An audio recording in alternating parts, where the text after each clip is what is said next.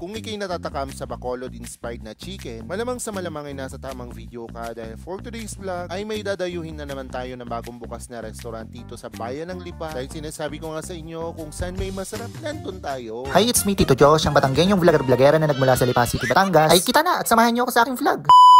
Guys, nandito pala tayo ngayon sa Barangay 1, Lipa City dahil binasyalan natin itong Namit Gid.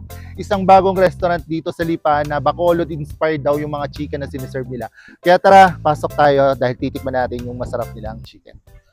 Dito nga sa Barangay 1, Lipa City, Batangas ay may nadiskubre tayo. Nakaka-open pa lamang na maliit na restaurant na nagsiserve ng Bacolod-inspired chicken. Specialty nila ang kanilang mga inihaw sa kanilang menu. Kaya naman ako'y na-excite nang ako'y inimbitahan ng ating owner para kumain dito. Simula sa preparation ng pag-iihaw hanggang sa plating ng ating masarap na menu ay talaga namang super hands-on ng ating mga owner para ma-sure na malinis at maganda ang serving ng ating mga pagkain. Wow! Ay kita nyo naman sa daming aray ay titikman natin yung lahat dahil sinerve nga ng Namit Gid kung ano ba yung mga bestseller na pagkain at yung mga menu nila na talaga naman binabalik-balikan ng mga customer, abay nakakatakam na, kaya naman let's go!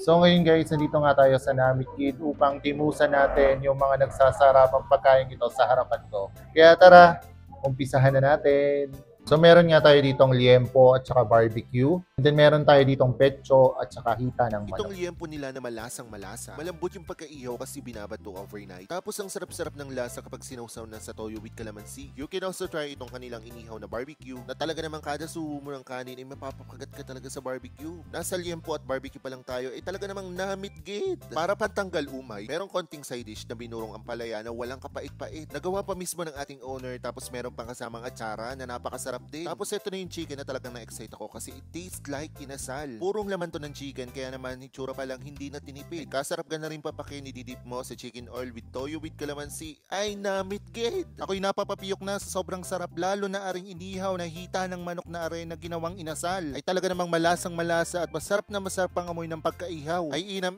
sa sarap at nahilera talaga yung lasa doon sa sikat na brand ng manok. Huy, ano yun? Bukod dyan sa mga inihaw na yan, magbuting palalampasin ang pagkakataon na matikman na rin kanilang masarap na sisig. Affordable na, Namit Gid pa, wala ka na talagang hahanapin pang iba. Ay mapapa-extra rice ka naman sa jae, sa sarap. Bukod dyan, itry nyo din itong kanilang gotong Batangas na hindi talaga mawawala sa mga kainan dito sa amin sa Lipa. Malinis yung goto nila, walang amoy at malasang malasa. At tiyak mapapa-refill ka sa sabaw pag ito'y iyong natikman. Halina't dayuhin nyo na tong Namit Gid. Dito lamang to sa Barangay 1, Lipa City, na halos katapat lang to ng PCSO at kahilera ng LTO. Hindi ka rin maliligaw kasi malapit din to sa Lipa City National High School. So kasama ko si Ma'am Jen at isa sa mga customer natin dito sa Namit Gid. Masarap naman. Sulit. Ma'am, ano yung in-order mo na masarap dito sa Namit Gid? Chicken pastil po. Masarap po kasi yun, tas favorite ko. Bale, same din po sa kanya. Chicken pastil din po. Masarap yung kanilang liempo at saka yung kanilang hita, yung inasal. Authentic. Ayan, kaya favorite ng mga anak ko.